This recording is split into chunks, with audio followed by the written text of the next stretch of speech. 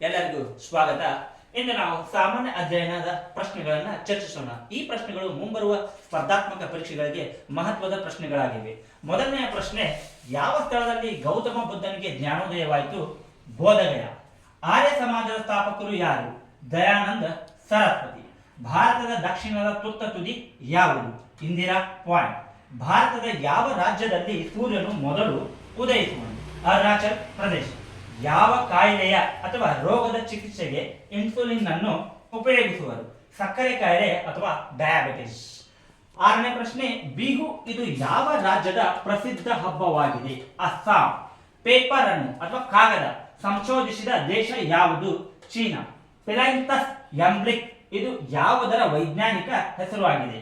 ಫಿಲೈಂಥಸ್ ಎಂಬ್ಲಿಕ್ ಇದು ಯಾವುದರ ವೈಜ್ಞಾನಿಕ ಹೆಸರುವಾಗಿದೆ? ನೆಲ್ಲಿಕಾಯಿ. ವಾಸ್ಕೋಡಿ ಗಾಮ ಭಾರತಕ್ಕೆ ಯಾವಾಗ ಬಂದಿದ್ದು? ವಾಸ್ಕೋಡಿ ಗಾಮ ಭಾರತಕ್ಕೆ ಯಾವಾಗ ಬಂದಿದ್ದು? ಕ್ರಿಸ್ತಶಕ 1498.